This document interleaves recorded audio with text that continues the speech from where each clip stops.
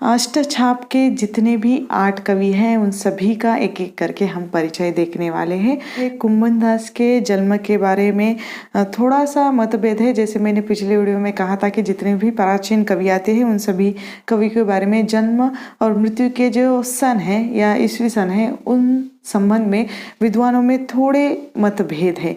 ठीक है, इनका जन्म संवत 1525 या कहीं कहीं पर 1468 बताया जाता है। गोवर्धन के निकटस्थ जो जमुनावती ग्राम में इनका जन्म हुआ है ऐसा माना जाता है। मृत्यु संवत 1640 या 1582 ईस्वी में हुई है ऐसा माना जाता है।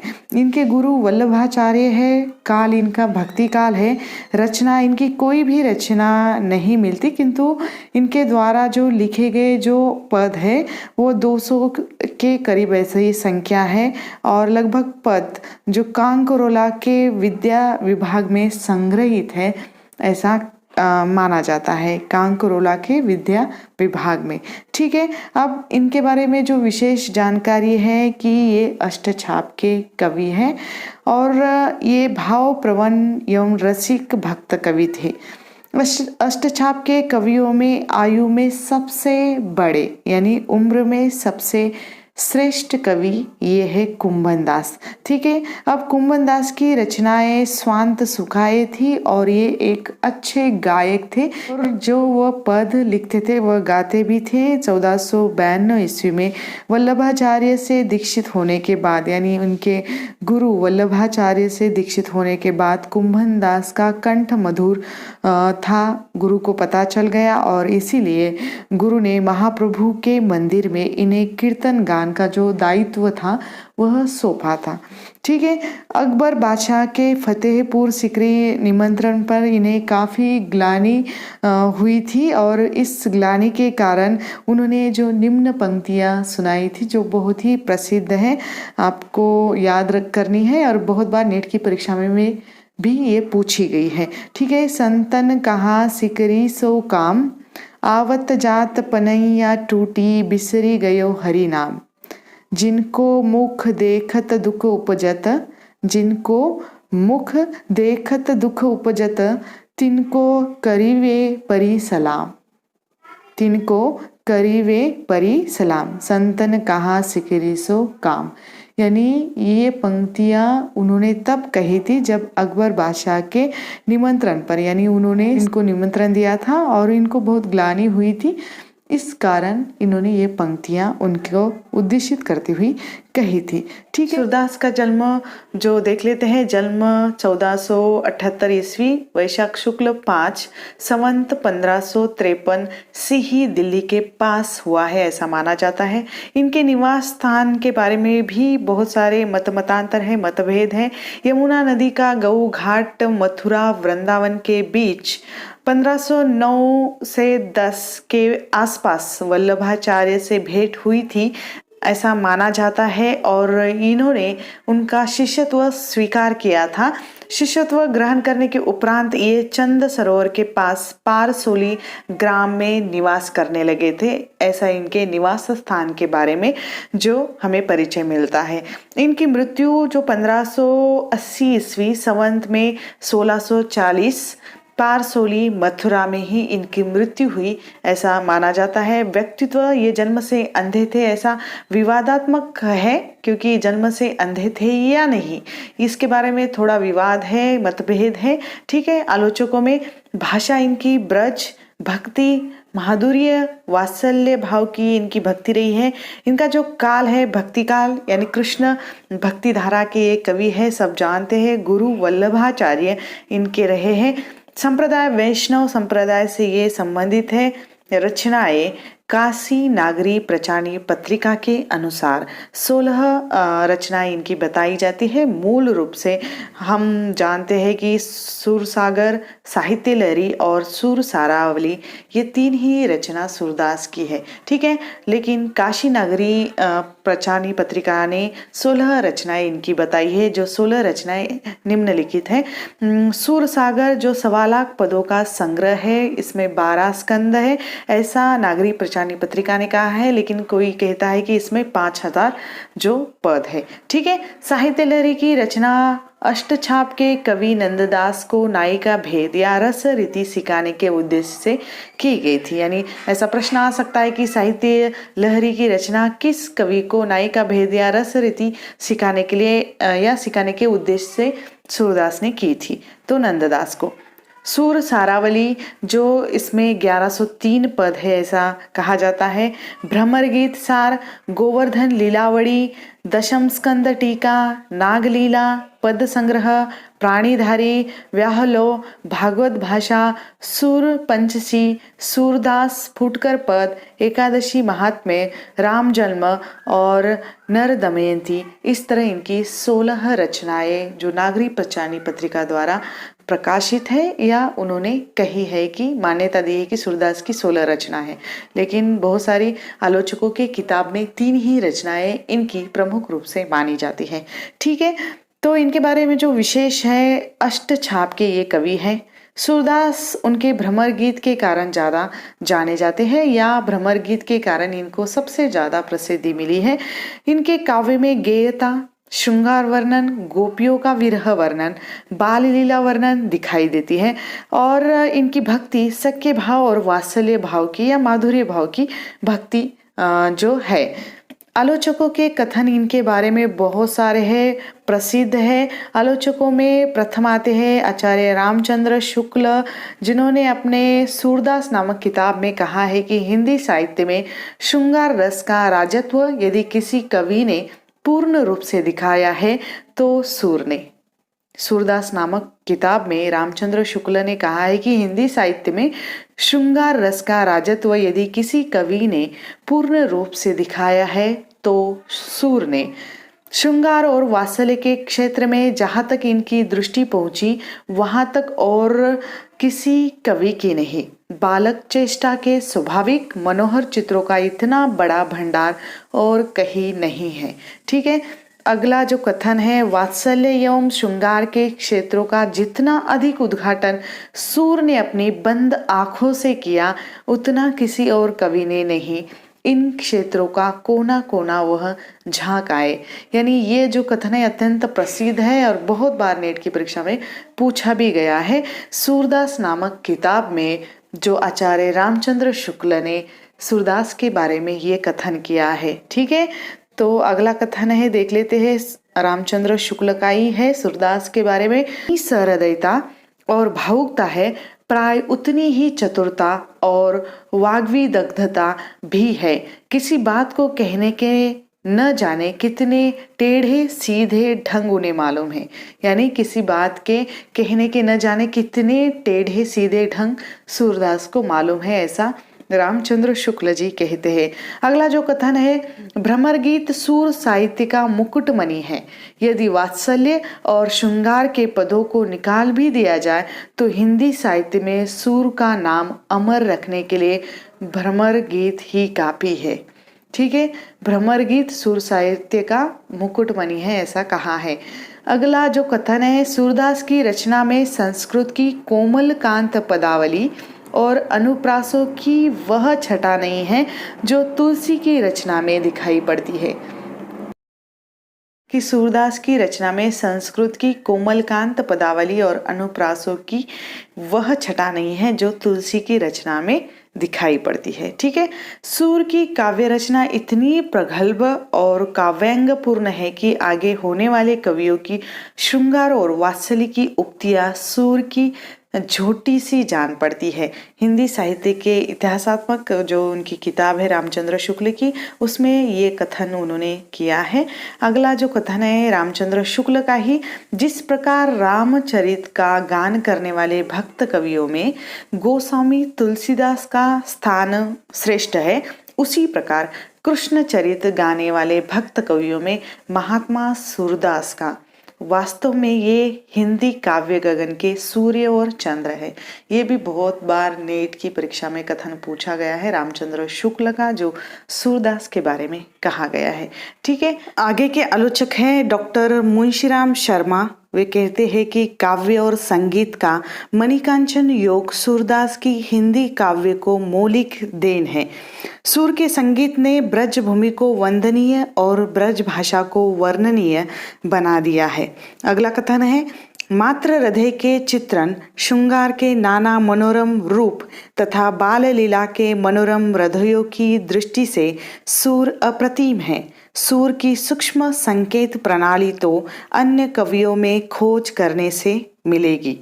अगला कथन है, सूर की रचना यद्यपि प्रधान रूप से प्रसाद गुण संपन्न एवं माधुर्य भाव मंडित है, तथापि उनमें ओज की पर्याप्त मात्रा विद्यमान है। सूर सौरभ भाग 2 नामक किताब में डॉक्टर मुंशीराम शर्मा ने ये कथन कहा है। अगला उन्हीं का कथन है, भ्रमर गीत सूरदास की सर्वोत्कृष्ट रचना है, जिसमें विप्रलंभ श्रृंगार तथा सगुण भक्ति का प्रतिपादन व्यंग्यमयी भाव भरित मार्मिक शैली में किया गया है।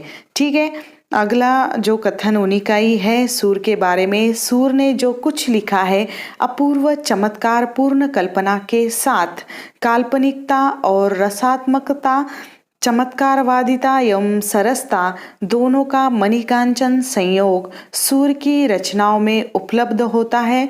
सूखे नीरस दार्शनिक विषयों तक को सूर ने अपनी कल्पना के बल से सरल और मनोरम बना दिया है।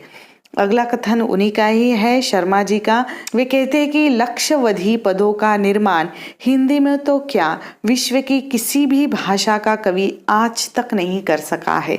ठीक है, इसके बाद आते हैं डॉक्टर राम कुमार वर्मा, जिन्होंने सूरदास में कथन कहे हैं, सूर केवल व्यक्तिगत काव्य के आदर्शों को लेकर ही कवि नहीं है, प्रत्युत साहित्य के क्षेत्र में प्रवृत्तियों को नवीन रूप देने वाले कवि कलाकार भी है। अगला कथन है, सूरदास की कविता में हम विश्वव्यापी राग सुनाते हैं, वह राग मनुष्य हृदय का सूक्ष्म उद्गार है। उसी राग में मानव जाति की सभी वृत्तियां निहित है। उसके बाद कहते हैं डॉक्टर राम कुमार वर्मा की भाषा के विचार से सूरदास प्रथम कवि है जिन्होंने ब्रज भाषा को साहित्यिक रूप दिया। यानी साहित्यिक रूप देने वाले सूरदास जो भाषा के रूप से प्रथम कवि है, ऐसा डॉक्टर राम कुमार वर्मा ने माना है। ये आपको याद रखना है। पूछा जा सकता है कि किस कवि ने ब्रज भाषा को साहित्यिक रूप प्रदान किया है, तो राम कुमार वर्मा के अनुसार, डॉक्टर राम कुमार वर्मा के अनुसार जो सूरदास है। ठीक है, श्रीमद् भागवत का आधार लेते हुए भी सूरदास ने कृष्ण के जीवन का चित्रण नितांत मौलिक रूप से किया है। हिंदी साहित्य का जो आलोचनात्मक इतिहास नामक इनकी जो किताब है उसमें ये कथन उन्होंने कहा है। अगला कथन है, श्री वल्लभाचार्य से प्रभावित होकर जिन कवियों ने श्री कृष्ण भक्ति पर रचना की उनमें श्री सूरदास सबसे अधिक प्रसिद्ध है। ठीक है, उसके बाद आलोचक आते हैं डॉक्टर प्रेम नारायण टंडन। उन्होंने कहा है कि ब्रज की तत्कालीन सांस्कृतिक स्थिति का ज्ञान कराने में सूर के शब्द भंडार से बहुत सहायता मिलती है। ठीक है, आचार्य नंद दुलारी वाजपेयी जी कहते हैं कि स्वाभाविकता में अलौकिकता का विनाश सूरदास की मुख्य काव्य साधना है। उसके बाद उन्हीं का कथन है कि सूरदास के काव्य की एक विशेषता है कि उसमें एक साथ ही श्री कृष्ण के जीवन की झांकी भी मिल जाती है और अत्यंत मनोरम रूप और भार सृष्टि, यानी महाकवि सूरदास नामक उनकी जो किताब है नंद दुलारी वाजपेयी जी की, उसी में ये कथन उन्होंने कहा है। ठीक है, उसके बाद आते हैं आलोचक डॉक्टर राम रतन भटनागर, जिन्होंने कहा है कि उन्होंने अलंकार के लिए, उन्होंने यानी सूर ने अलंकार के लिए जो अलंकार कूट पदों को छोड़कर कहीं नहीं लिखे। उनके काव्य में अलंकारों का जो स्वाभाविक रूप से नियोजन हुआ है, यानी सहज रूप से वह अलंकार आए हैं, उन्होंने अपने आप वह कहीं पर भी नहीं लिखे हैं। ठीक है, इसके बाद आते हैं आचार्य हजारी प्रसाद द्विवेदी, जिन्होंने कहा है कि प्रेम के 1.25 लाख गानों का समुद्र एक बार भी जो उद्वेलित नहीं हुआ, कहीं भी निर्मर्याद नहीं हुआ, चांद के संयोग से वह उफन उठता है पर उद्वेलित नहीं होता, विरह में वह तरंग लोल हो जाता है पर मर्यादा नहीं त्यागता।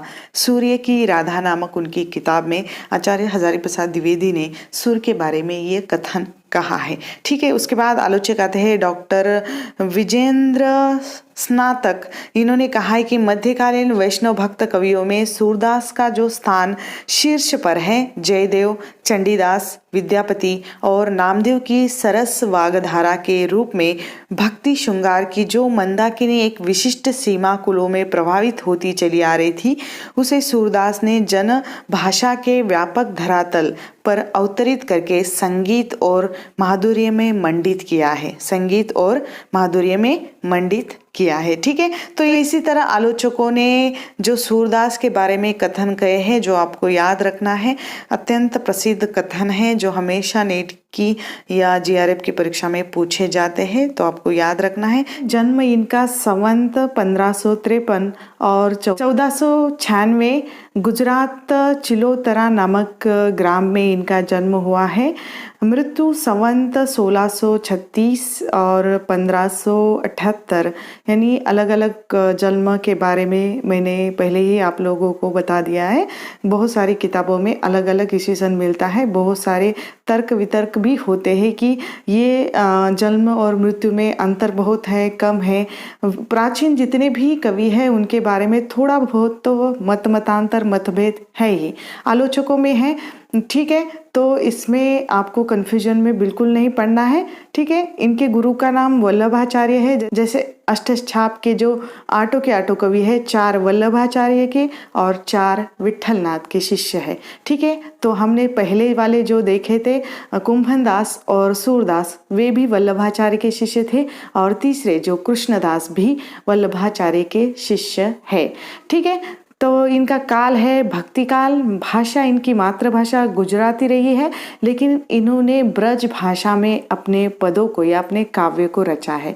ठीक है, मातृभाषा गुजराती होते हुए भी उन्होंने ब्रज भाषा का सहारा अपने काव्य के लिए लिया है। इनकी रचनाएं ग्रंथ 2 ही मिलते हैं, जैसे जुगेल मान चरित्र और भ्रमर गीत प्रेम तत्व निरूपण, ये 2 ही ग्रंथ मिलते हैं। इसके बारे में भी काफ़ी वाद विवाद है विद्वानों में। ठीक है, इनके बारे में जो विशेष है, अष्टछाप के कवियों में से ये कवि है, जैसे मैंने पहले ही आप लोगों को बता दिया है। कृष्णदास की एक विशेष बात है कि कृष्णदास अपनी बुद्धि एवं भक्ति के कारण श्रीनाथ जी के मंदिर में अधिकारी पद पर आसीन थे, यानी उनके ज्ञान और भक्ति के कारण वे श्रीनाथ के मंदिर में अधिकारी पद पर वह विराजमान हो गए थे।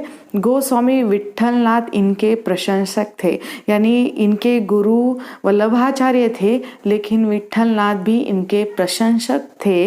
लेकिन होता ऐसा है कि वल्लभाचार्य की जब मृत्यु हो जाती है, उसके बाद श्री जो नाथ जी के जो मठ है, उस मठ के गद्दी के बारे में या गद्दी विवाद में बहुत सारा वाद विवाद होता है, और उसमें विट्ठलनाथ से इनका मतभेद हो जाता है। किसका? कृष्णदास का। ठीक है, ये बातें इनके बारे में बहुत विशेष हैं, जो वल्लभाचार्य की मृत्यु के बाद थोड़ा विट्ठलनाथ के साथ इनका मतभेद हो जाता है। ठीक है, तो इतना सा ही छोटा सा परिचय है कृष्णदास का। आपको सिर्फ अष्टछाप के कवि है, इसीलिए याद नहीं रखना है। ये जो कृष्ण काव्यधारा के प्रमुख कवि के रूप में भी जाने जाते हैं, तो आपको इस रूप में भी इनको याद रखना है। ठीक है, तो चलिए परमानंद दास का परिचय देख लेते हैं। इनका जन्म संवत 1550 कनौज में हुआ है, ऐसा माना जाता है, और इनकी मृत्यु संवत 1641 में हुई है, ऐसा माना जाता है। ठीक है, कुल इनका रहा है कानकुब्ज ब्राह्मण, काल इनका भक्ति काल है, अष्टछाप के ये कवि है। गुरु वल्लभाचार्य, जैसे मैंने पिछले वीडियो में आप लोगों को कहा था कि वल्लभाचार्य के 4 शिष्य और विट्ठलनाथ के 4 शिष्य, ऐसे 8 लोग अष्टछाप के कवियों में थे। ठीक है, उनमें से हमने 3 देखे थे। आज हम चौथे, जो वल्लभाचार्य के ये चौथे शिष्य परमानंद दास है। इसके बाद हम आने वाले 4 वीडियो में विट्ठलनाथ के 4 शिष्यों के बारे में बात करने वाले हैं। ठीक है, तो चलिए इनकी जो रचनाएं हैं, परमानंद जो सागर 2000 पद कुल मिलाकर इसमें मिलते हैं। परमानंद सागर में परमानंद जी के पद दान लीला, उद्धव लीला, ध्रुव चरित्र, संस्कृत रत्नमाला, इस तरह इनकी 6 रचनाएं जो हिंदी इतिहासकारों को मिलती है परमानंद की। ठीक है, अब इनके बारे में जो विशेष बात है कि ये अष्टछाप के कवि हैं, यानी चौथे नंबर के ये कवि हैं। संवत 1576 में इसमें वल्लभाचार्य जी के शरण में आ गए, अर्थात उनके शिष्यत्व को इन्होंने ग्रहण किया है। कहा जाता है कि इनके किसी पद को सुनकर आचार्य जी कई दिनों तक अपने जो बदन की सूद भूल गए थे, यानी कैसे रहना है, कैसे, यानी अपने बदन की, यानी अपने शरीर की जो है सूद भूल गए थे। इस तरह इन्होंने पद लिखे थे। अब आप कल्पना कर सकते हैं कि किस तरह के पद रहे होंगे। जो काव्य को सुनकर अपने आप को भूल जाए, ऐसे पदों का निर्माण परमानंद जी ने किया है। अष्टछाप के कवियों में सूर के उपरांत वात्सल्य रस का सर्वश्रेष्ठ चित्रण करने वाले यही हुए हैं। यानी अष्टछाप के जो 8 के 8 कवि हैं, उसमें सूर को अगर छोड़ दिया जाए तो वात्सल्य रस का जो सर्वोत्कृष्ट जो रचना का क्रम होता है वह इनका ही आता है। ठीक है, और इनके ही पदों में जो वात्सल्य रस का चित्रण मिलता है। उसके बाद काव्य सौष्ठव की दृष्टि से सूरदास एवं नंददास के उपरांत अष्टछाप के कवियों में इनका स्थान है। काव्य सौष्ठव की, यानी काव्य की जो रचना है या उनका ढांचा है, उसके दृष्टि से अगर देखा जाए तो सूरदास एवं नंददास, सूरदास के बाद नंददास की जो काव्य रचनाएं ज़्यादा प्रसिद्ध रही है, और इन दोनों को अगर छोड़ दिया जाए तो उसके उपरांत परमानंद जी का नंबर लगता है। ठीक है, या उनका स्थान आता है। कृष्ण की बाल लीलाओं के वर्णन के साथ ही विरह वर्णन संबंधित पद भी इनके उत्कृष्ट जान पड़ते हैं। यानी उन्होंने बाल लीलाओं का वर्णन किया है, वात्सल्य वर्णन किया है, और काव्य सौष्ठव की दृष्टि से भी इनका उत्तम काव्य रहा है। और उसके बाद विरह वर्णन संबंधी पद भी इनके बहुत अच्छे हैं, ऐसा कहा जाता है। ठीक है, गोविंद स्वामी जो विट्ठलनाथ के शिष्य हैं, इनका जन्म संवत 1562 भरतपुर राज्य के आंतरी ग्राम में हुआ है, ऐसा माना जाता है। मृत्यु संवत 1642 में हुई है, ऐसी मानी जाती है। दीक्षा संवत 1592 में विट्ठलनाथ जी से ली है इन्होंने, यानी विट्ठलनाथ उनके गुरु थे, और 1592 में इन्होंने दीक्षा ली थी। ठीक है, इनका काल भक्ति काल, और ये कृष्ण धारा के जो कवि हैं। ठीक है, इनकी भाषा जो ब्रज रही है, मुख्य रूप से जितने भी जो कृष्ण धारा के कवि हैं उन सभी की भाषा, लगभग सभी की भाषा ब्रज ही है। ठीक है, रचनाएं इनकी एक ही रचनाएं मिलती है जिसमें गोविंद स्वामी के पद, यानी इन्हीं के नाम से पद जो संग्रहित है। ठीक है, इनके बारे में जो विशेष जानकारी यह है कि एक उत्कृष्ट गायक संगीत तज्ञ कवि थे, यानी जो पद लिखते थे वह गाते थे भी, और एक गायक थे, संगीत तज्ञ थे तत्कालीन समय के। और इनकी दूसरी एक पहचान जो अष्टछाप के ये कवि है। और इसके बाद इनके मनोहर गाने सुनने के लिए जो प्रसिद्ध संगीत तज्ञ तानसेन भी उपस्थित होते थे, ऐसा इतिहासकार कहते हैं। ठीक है, इनका जन्म 1515 ईस्वी में माना जाता है, और इनकी मृत्यु 1585 ईस्वी में, यानी संवत 1642 में मानी जाती है, जो गोवर्धन के निकट पुचरी नामक स्थान पर हुई है, ऐसा कहा जाता है। ठीक है, अब दीक्षा, यानी चित्त स्वामी ने उनके गुरु विट्ठलनाथ से दीक्षा संवत 1992 विक्रमी में पुष्टि संप्रदाय से ये दीक्षित हुए थे। और आपको संप्रदाय भी इनका याद रखना है, ये पुष्टि संप्रदाय से दीक्षित थे। ठीक है। इनका काल भक्ति काल रहा है। रचना इनके एक भी रचना नहीं मिलती, यानी से इनके बहुत सारे स्फुट पद मिलते हैं, यहाँ वहाँ वह संग्रहित मिलते हैं। किसी एक रचना में इनके पद यानी इनके नाम से कोई भी एक रचना नहीं है। ठीक है। इनके बारे में जो विशेष जानकारी यह है कि ये अष्टछाप के जो छठे कवि कह सकते हैं, या विट्ठल नाथ के ये दूसरे शिष्य हैं। ठीक है। जैसे मैंने कहा था पिछले वीडियो में कि वल्लभाचार्य के 4 शिष्य और विट्ठल नाथ के 4 शिष्य, ऐसे 8 लोग जो अष्टछाप के कवियों में हैं। उसमें से हमने वल्लभाचार्य के 4 शिष्य यानी कुंभनदास, सूरदास, कृष्णदास और परमानंद दास जिनका परिचय हमने देखा है, और विट्ठल नाथ के जो 4 शिष्य यानी गोविंद स्वामी, चित्त स्वामी, नंददास और चतुर्भुज दास, ये 4 शिष्य है, ये आपको याद रखना है। आज हम उसी चित्त स्वामी जी का यानी विट्ठल नाथ के दूसरे शिष्य और अष्टछाप के ये छठे कवि है, इनका परिचय देखा है। ठीक है। अब इनके बारे में जो विशेष और एक जानकारी ये है कि प्रारंभ में इनका थोड़ा सा चरित्र बिगड़ा हुआ था, यानी जो प्रारंभ में स्त्रियों से छेड़छाड़ करने वाला ये एक गुंडा यानी माथुर छितु, ऐसा नाम दिया है, माथुर छितु चौबे नाम से ये प्रसिद्ध थे। पहले जो मथुरा के उदंड लोगों में पहले जाने जाते थे, यानी पहले यानी ये कवि होने के पहले या जो अष्टछाप के कवि होने से पहले, बाद में दीक्षित होने के बाद, यानी जिस तरह इन्होंने पुष्टि संप्रदाय से दीक्षित हुए और विट्ठल नाथ के संपर्क में आने के बाद इन्होंने ये जो अपना चरित्र है पूर्णतः बदल दिया, और उसके कहा जाता है कि बीरबल के ये पुरोहित भी रह चुके थे। ठीक है। और बीरबल के पुरोहित तो थे ही, उसके बाद कृष्ण के चरणाविंद से पवित्र की हुई ब्रज भूमि के प्रति इनकी विशेष श्रद्धा बाद में बन गई है। ये बातें आपको थोड़ी सी याद रखनी है कि अष्टछाप के यह एक ऐसे कवि है जो दीक्षित होने के बाद या जो अपने गुरु विट्ठल नाथ के संपर्क में आने के बाद इनका पूरी तरह चरित्र सुधर जाता है। ठीक है। तो इनका एक प्रसिद्ध पद बहुत बार पूछा जाता है, या प्रसिद्ध पद है, और इस पद के कारण ये हमेशा जाने जाते हैं। वह पद यहाँ पर मैंने दिया है, प्रसिद्ध पद है, हे विधाना तो सो अंचरा पसारी मांगो, हे विधाना तो सो अंचरा पसारी मांगो, जन्म जन्म दीजो मोही याही ब्रज बसीबो, जन्म जन्म दीजो मोही याही ब्रज बसीब, यानी ब्रज भूमि के प्रति इनकी अटूट श्रद्धा रही है, उसी पर आधारित इन्होंने ये जो पद अपना लिखा है। ठीक है। इतना सा ही इनका छोटा सा परिचय है जो चित्त स्वामी का आपको याद रखना है। जन्म इनका संवत 1533, और जन्म और मृत्यु के बारे में मतभेद है, विवादास्पद है। हर प्राचीन कवि के बारे में थोड़ा बहुत तो मतांतर है ही, मैंने ऐसे आप लोगों को पहले ही कहा है, और बहुत सारे आलोचकों ने अपने अपने अध्ययन के अनुसार इनका जन्म और मृत्यु का जो सन है या ईस्वी सन है वह माना है।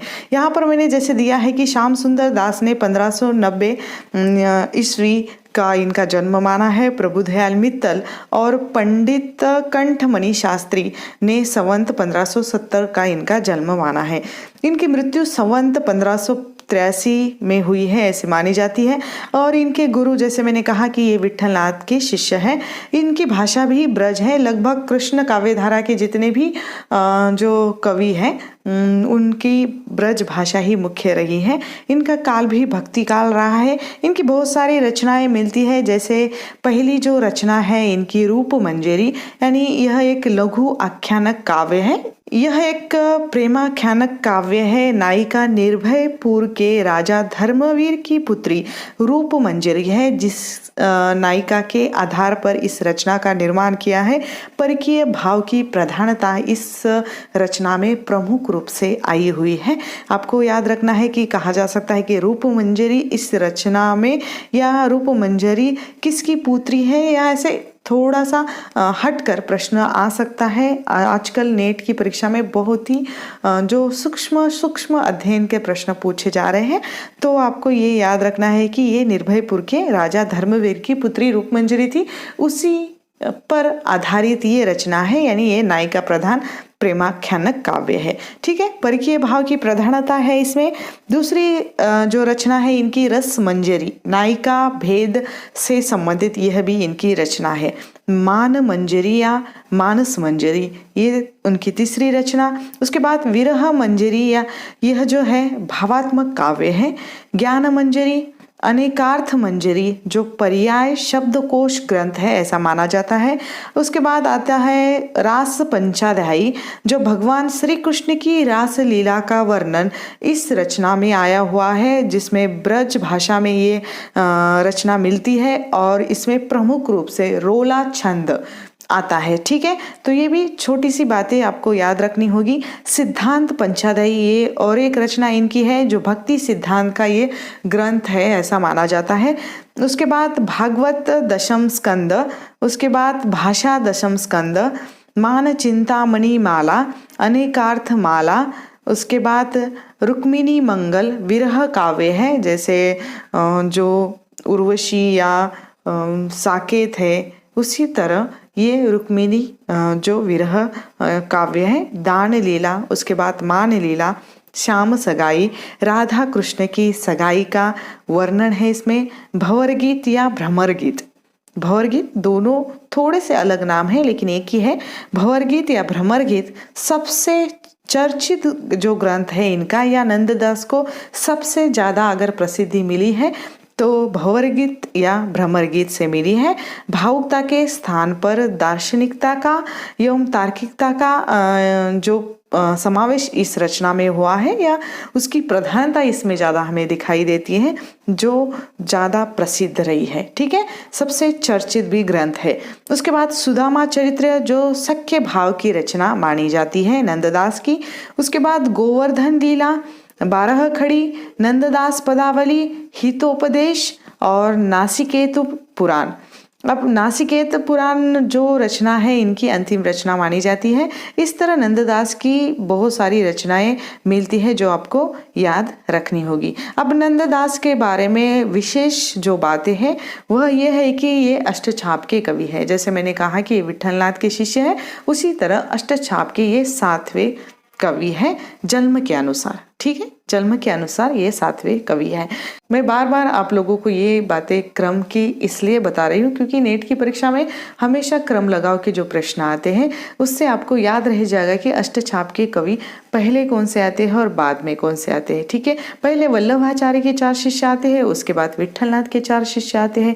जो वल्लभाचार्य के शिष्यों का क्रम 1400 से लगभग समान है। 1400 से संवत 1400 से उनका जन्म शुरू होता है और विठलनाथ का जो संवत 1500 से इनका जन्म शुरू होता है। तो आपको ये बातें थोड़ी सी याद रखनी है कि विठलनाथ बाद में आते हैं और वल्लभाचार्य पहले आते हैं, तो उसी हिसाब से आपको क्रम लगाना है। ठीक है, ये थोड़ी सी बातें अगर आप ध्यान में रखते हैं तो आसानी जाएगी आपके लिए। अष्टछाप के कवियों में आयु की दृष्टि से सबसे ये छोटे रहे हैं।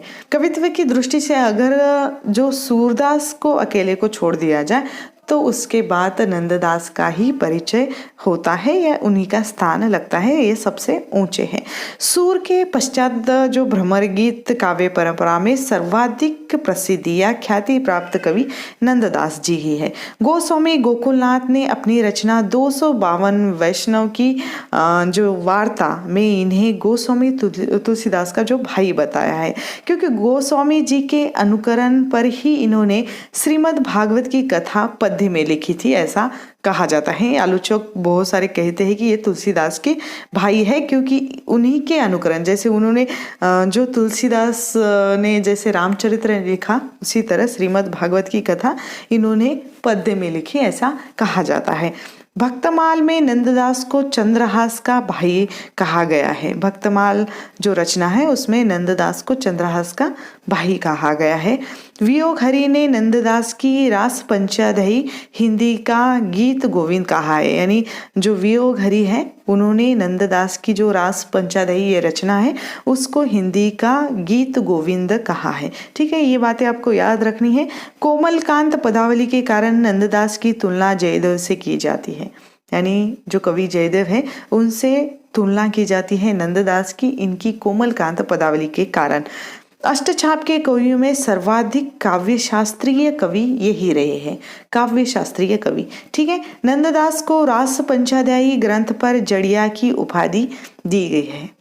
जो जड़िया की उपाधि है वह जो रास पंचाध्यायी इस ग्रंथ के लिए उन्हें दी गई है। नंददास छंद प्रयोग की दृष्टि से अनूठे कवि हैं। रोला दोहा छंद का संयुक्त प्रयोग सूर के अनुकरण पर इन्होंने किया था, यानी सूर ने बहुत सारा काव्य शोष्ठों या काव्य की सौंदर्य भावना इनको सिखाई थी, जैसे हमने पिछले वीडियो में बताया था। और उसी तरह इन्होंने सूर के अनुकरण पर बहुत सारे छंदों का या दोहा का प्रयोग अपने काव्य में किया है और इसीलिए वह अनूठे कवि है। ठीक है, अब इनके बारे में जो आलोचक का कथन है कि श्री गोपाल राय जी कहते हैं कि सोरों की सामग्री के अनुसार नंददास जी तुलसी के चचेरे भाई और गुरु भाई दोनों ठहरते हैं।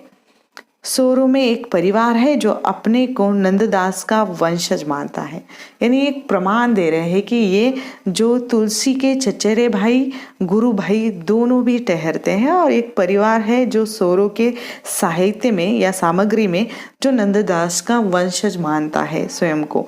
ठीक है, गोपियों में बुद्धिवाद का बाहुल्य है। उन्होंने उद्धव को दर्शन की ही तर्क भूमि में पछाड़ने का प्रयत्न किया है, यानी जो उन्होंने भ्रमर गीत या भंवर गीत लिखा है, इस रचनाओं में गोपियों में जो बुद्धिवाद है, तर्क वितर्क है और वह तर्क वितर्क की जो प्रधानता है, उन्होंने उद्धव को दर्शन की वह जो भावना होती है या तर्क की भूमि में उन्होंने हमेशा उद्धव को जो हराने की चेष्टा की है, इसका जो प्रमुख कारण जो उनकी गोपियां हैं जो तर्क प्रस्तुत करती हैं और उस तर्क के सामने वह उद्धव ठहर नहीं पाते। ठीक है, ये बातें प्रमुख है, तर्कवादी इनकी गोपियां हैं, इसीलिए नंददास का वो भंवर गीत या भ्रमर गीत ज़्यादा चर्चित रहा है। ठीक है, तो ये छोटा सा परिचय नंददास जी का आपको याद रखना है, जो अष्टछाप के 7वें कवि है, अष्टछाप के 8वें कवि और विठलनाथ के चौथे शिष्य है जो अष्टछाप में सम्मिलित है। ठीक है, इनके जन्म के बारे में संवत 1587 में जमुनावती ग्राम में हुआ है ऐसा माना जाता है और मृत्यु संवत 1642 में विक्रमी जो मानी गई है। और गुरु इनके विठलनाथ है, जैसे मैंने कहा है आप लोगों को, इनका काल भी भक्ति काल और कृष्ण काव्यधारा के ये प्रमुख कवि जाने जाते हैं। इनकी रचनाएं मिलती है यहाँ पर द्वादश यश नामक इनकी एक रचना है, द्वादश यश। भक्ति प्रताप इनकी दूसरी रचना है। उसके बाद हितजू को मंगल, यह इनकी तीसरी रचना का नाम है। 2-3 रचनाएं हैं इनकी, आप लोगों को याद रखना है, द्वादश यश, भक्ति प्रताप और हितजू को मंगल। इस तरह इनकी 3 रचनाएं हैं। इनके संग्रह भी है, यानी इनके जो काव्य के संग्रह है, चतुर्भुज नामक कीर्तन संग्रह नामक एक किताब है जिसमें चतुर्भुज के सभी कीर्तनों का संग्रह मिलता है। कीर्तनावली नामक एक संग्रह है। उसके बाद दान लीला, यह एक इनका संग्रह है। ठीक है, अब इनके बारे में जो विशेष है कि जैसे मैंने कहा था कि अष्टछाप के कवि है, 8वें कवि, और उसके बाद ये कवि कुंभन दास जी के पुत्र थे ऐसा कहा जाता है। इसके बारे में काफ़ी वाद विवाद है, आपको उस वाद विवाद में नहीं पढ़ना है, सिर्फ बात याद रखने की ये कुंभन दास के पुत्र माने जाते हैं।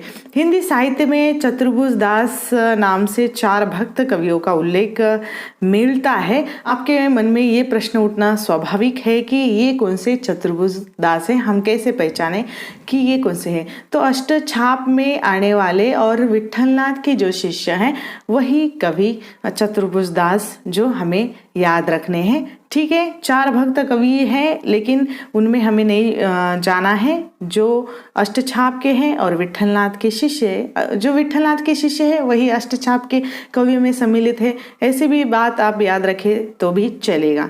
ठीक है, तो यहाँ पर ये छोटा सा चतुर्भुज दास का परिचय समाप्त होता है और इसके साथ ही अष्टछाप के जो कवियों को हम देख रहे थे, 8 के 8 कवियों का। ठीक है, तो यहाँ पर हम रुकते हैं, जल्द मिलेंगे एक नए विषय के साथ एक नए वीडियो में। तब तक के लिए धन्यवाद।